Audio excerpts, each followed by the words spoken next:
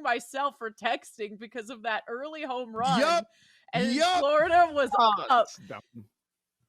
I blamed myself. 6:23 p.m. Central, everyone. 7:23 Eastern. Aaron Hawks I'm versus the group shocked you chat. didn't blame Homer, baby. all of Told this you we got on momentum. me. I'm so shocked you guys didn't put all of this on me. I actually called the guy that I told you I've been dating. I'm like, I am the biggest idiot.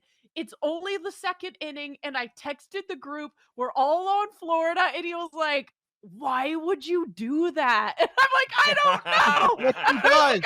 It's what she does. She does every time. Are you kidding me? Yeah. And I think Aaron wanted to do a trial balloon there. Like, oh, you thought it was going to happen to Ed the day before, and it didn't.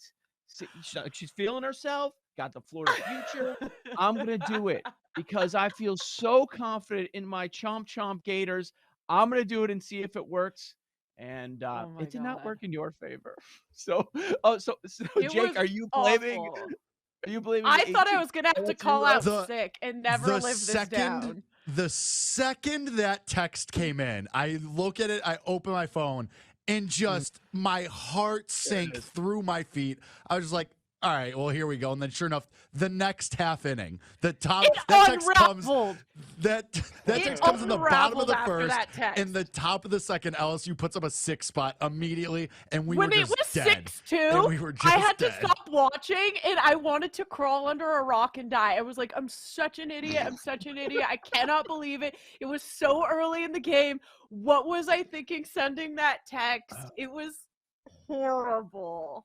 I had to stop watching, and then I woke up and checked the final score. I was like, oh my gosh, it's all my fault. Aaron Hawksworth also famously yesterday was trying to put blame on other people that, oh, that's not me anymore. The curse is lifted.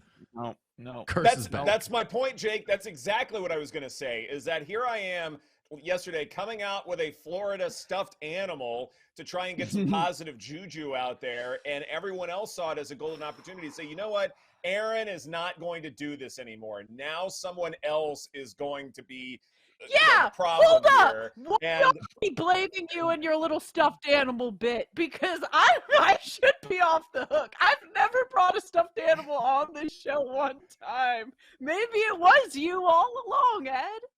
Nice try. No. Yeah. No. Speaking of bad teams, I want to back San Diego at Pittsburgh. You've got Darvish on the bump. Now they're minus 190 on the money line. I'm looking at run line where it's like minus 115 at Pittsburgh. So Padres road team, you get that at bat locked in the ninth inning. The Pirates offense continues to be dreadful, guys. Last week, weighted runs created plus is 25. Last couple weeks, 46. Dead last in baseball both weeks. And then I get to back Darvish, which isn't the worst thing in the world going up against Hill. I want to take San Diego, even though they just lost a series to Washington. Before that, they lost a series to San Francisco.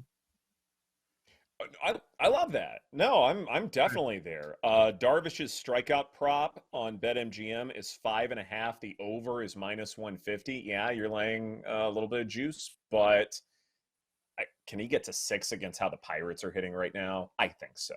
I don't think that's asking too much.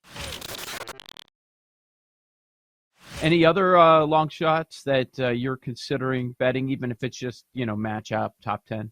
Sure. I mean, if you're just looking for long shot outrights, I mean, Doug Gim at 90-1 is very, very tempting. Gained almost 20 strokes tee to green in the last 2 events he has played. His iron game is always his strength. He does well on easier courses. I think he ranks, in my personal model, inside the top 15 when it comes to birdie barrage type courses.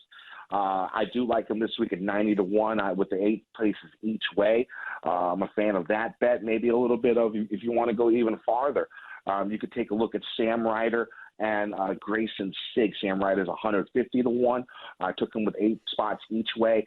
He ends up playing these non-elevated events very, very well. In the 12 rounds that he's played this year, he's gained almost 3 strokes total on the field per round in these non-elevated events. Also, and he tends to have really crazy spike putting weeks, and that's something that's hard to try and pin down. But we've seen it happen with him before, where he gains 6 strokes, 8 strokes putting. The Finnish runner-up, he has 3 top 10s this year already. So I do like Sam Ryder 150-1, and then Grayson Sigg at 225-1 with 8 places each way. I'm a fan of how he plays easier courses. In my model, he ranks 11th in strokes gained total when it comes to easy courses. He has had a good run the last couple of weeks, finished 18th last week at the Travelers. Again, another birdie barrage, soft course, Poa Bent Green. So I like him this week. They think they got the best offensive tackle in the draft. Darnell Wright is going to be their day one right tackle to begin the season out of Tennessee. So they did improve. I guess that's the case that you make for 7.5. And I'm not trying to be a homer, but it's all about Justin Fields. I'm not betting the under 7.5. It's a much softer schedule. Last year, they were tanking and they were trying to get that number 1 pick. But the part that kind of went underreported is it was a brutal schedule. And with that, there were 3 or 4 times they faced teams coming off buys that were in a position to succeed against the Bears. So it wasn't a big surprise that they ended up just being awful. But, I'm looking towards the bottom. It wouldn't surprise me if this ends up being a competitive division where the Bears and Packers are much closer to 500, or maybe both of them exceed expectations and go above that win total of 7.5, which is put on both of them.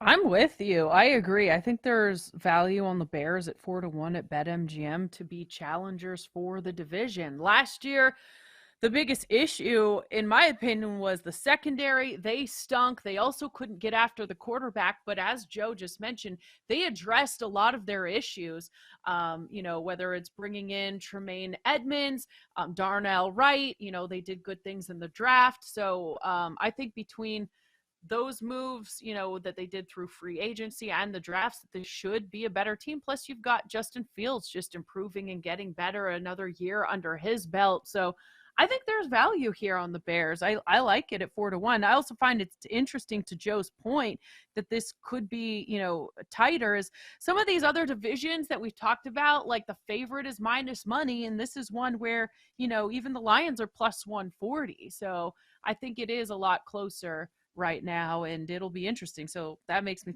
strongly take a look at the Bears.